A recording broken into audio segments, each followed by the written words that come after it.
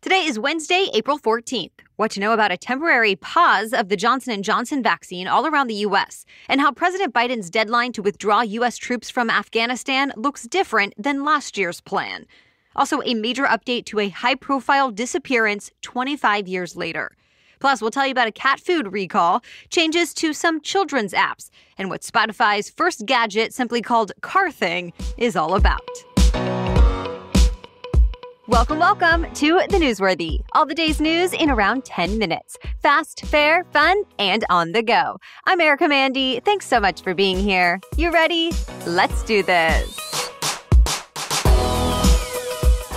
Johnson & Johnson's COVID-19 vaccine will no longer be given out anywhere in the U.S., at least temporarily. Federal health officials from the CDC and FDA recommended the pause because 6 people reported getting a rare and severe type of blood clot. All 6 were adult women under 50 years old. The symptoms started anywhere from 6 to 13 days after they got their shot, and one of the women died. Now, keep in mind, that's 6 cases out of more than 7 million people who have gotten the Johnson & Johnson shot so far. In other words, it looks like the chance of getting this reaction is less than 1 in a million. Health officials say anyone who got the shot more than a month ago is likely in the clear. But they say anyone who got the vaccine more recently, likely the last couple weeks, does not need to panic but should look out for symptoms of blood clots just in case. Those symptoms include severe headaches, stomach pain, leg pain, or shortness of breath. Regulators hope to get to the bottom of it in the next few days and then decide what to do next. Whether the Johnson & Johnson vaccine ends up back on the market or not, the Biden administration says the U.S. should still have enough other vaccine doses for all Americans by the end of next month. Moderna and Pfizer are already delivering the most doses anyway. Today, President Biden is expected to announce that all American troops will leave Afghanistan by September 11th this year. As you probably know, that's exactly 20 years after the terror attacks that caused the U.S. to get involved in Afghanistan in the first place. It's since become the U.S. military's longest war that's cost trillions of dollars and more than 2,000 American lives. Now, this withdrawal is later than originally planned. Former President Trump had promised to get troops home by May 1st. But the Biden administration says there's still too much violence in Afghanistan right now. There's another issue, though. The Taliban has threatened to attack American troops should they stay beyond that May 1st date. But that could still change. The U.S. is still working on a long-term peace deal with the militant group, and their next meeting is scheduled for later this month. There are now more than 3,500 U.S. troops in Afghanistan. A senior administration official told reporters they're going to be slowly leaving starting next month, and most will probably be out before the September 11th deadline. The police officer who shot and killed Donte Wright in Minnesota this week could be charged with a crime as soon as today. At least that's what the county attorney handling the case told the Minneapolis Tribune. Although he would not say what the charges could be. Remember, Donte Wright is the 20-year-old black man who was shot and killed during a traffic stop on Sunday. Police have said it was an accident, that the officer meant to grab her taser when Wright resisted arrest, but that she grabbed her gun instead and shot him in the chest. Just yesterday, that officer, Kim Potter, turned in her resignation, saying she would leave the police department immediately.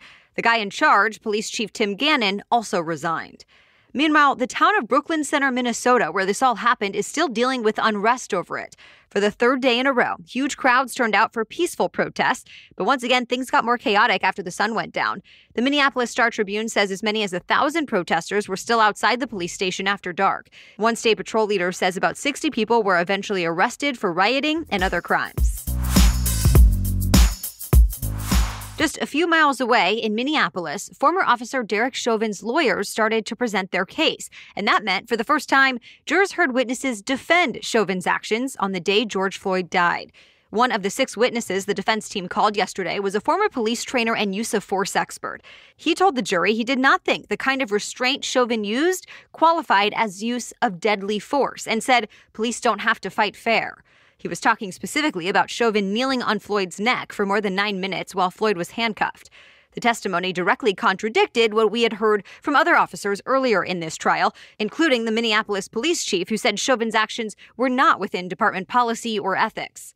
Up next today, the defense is expected to have medical experts take the stand. It's still not clear if Chauvin himself will testify. The judge is expecting the whole thing to wrap up by early next week. Investigators believe they may have solved the high-profile case of a California college student who disappeared 25 years ago. One of Kristin Smart's former classmates was just arrested for murder. Smart was a 19-year-old freshman at California Polytechnic University when she disappeared after a party near the school. That was back in 1996. Authorities say another student, Paul Flores, walked her home after the party that night. Well, now Flores is the prime suspect, and he's being held in jail without bail. His father, Ruben Flores, was also charged as an accessory to the murder. For now, law enforcement officers are not saying what new evidence has come out all these years later, and they haven't released a motive. Florida is going to permanently shut down a wastewater reservoir that came close to flooding neighborhoods with millions of gallons of polluted water. The governor says the state will spend more than $15 million to start closing it, and lawmakers say it could end up costing $100 million in taxpayer money when all is said and done. Now remember, we told you last week about how officials found a leak in the wastewater pond in Manatee County, just south of Tampa. Hundreds of homes were evacuated at the time as officials spent days pumping out the water. They ended up dumping more than 200 million gallons of wastewater into Port Manatee, which leads into Tampa Bay. And CBS News reports water samples from Port Manatee show high levels of chemicals like phosphorus and nitrogen, which can be deadly for marine life. The good news is, though, they succeeded in preventing the catastrophic flood officials had worried about. All right, more news is just ahead, but first, this episode is brought to you by Fitbod. Despite what social media may show, perfection is an illusion. But we can all strive to be the best version of ourselves. And Fitbod wants to help you achieve your fitness and health goals. Fitbod creates a fitness program that continually adapts to you, so you stay challenged with new exercises, pacing, and intensity based on where you are and where you want to be. And I love that Fitbod gets it, that the path to achieving your best look is different for everyone. In fact, their algorithm uses data and analytics to help build on your last workout to maximize your results. So whether you're exercising a couple times a week or every day, every workout is scientifically proven to be better than the last. Personalized training can be tough on the budget too, so Fitbod is only $9.99 a month or $59.99 a year. And right now, you can get 25% off your membership at fitbod.me/newsworthy. Pick up the pace on your fitness journey with Fitbod today, and your future self will thank you. Again, get 25% off when you go to fitbod.me/newsworthy. Okay, now back to the news. If you have a cat, you'll want to pay attention to this. Meow Mix cat food sold at Walmart stores across 8 states could be contaminated with salmonella, and cat owners are encouraged to throw it out. The J&amp Smucker company, which owns the popular brand, issued a recall as a precaution. So far, the company does not have any reports of pets actually getting sick yet. The recall impacts 30-pound bags of the Meow Mix Original Choice dry cat food.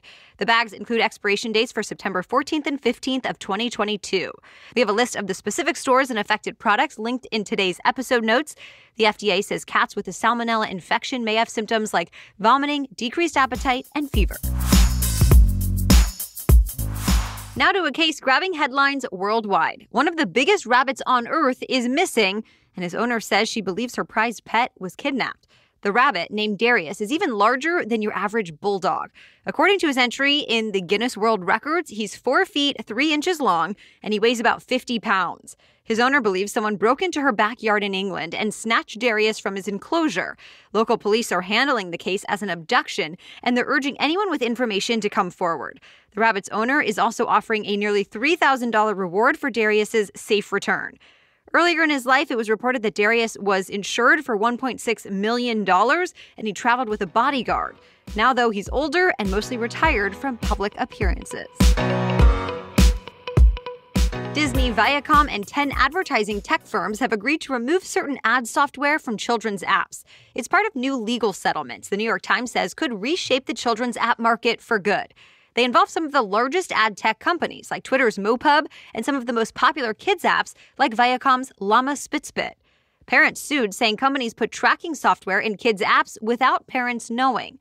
Those types of trackers can be used to target kids with ads, the same way they do with adults, and push them to make in-app purchases. Parents say that violates privacy and fair business practice laws. The cases were settled in federal court this week. The media companies agreed to remove ad tracking software from children's apps, but they are not admitting any wrongdoing. Spotify just released its first gadget. It's a voice-controlled device for the car that lets you control Spotify without looking at or touching your phone screen. It's called simply Car Thing. Think of it like a Spotify remote. There's no speaker on the device itself, just a button and a knob. You can use those buttons, the touch screen, or your voice to make it work. But to actually hear your music or podcasts, you do need to connect the device to your phone through either Bluetooth or a cord. Here's probably the most important thing you need to know, though. For now, you cannot just buy one. Instead, you have to sign up on a wait list and hope Spotify reaches out. To qualify, you also have to be here in the U.S. and subscribe to Spotify Premium. If the company does choose you, you get your Car Thing for free. You just have to pay for shipping. So far, the company hasn't said how many of these it plans to give out. But it seems eventually, when it's done with the testing phase, they'll end up costing about $80. And that's it for the main news today. Now it's time for Work Wednesday, when we break down one interesting career or work-related news story every Wednesday.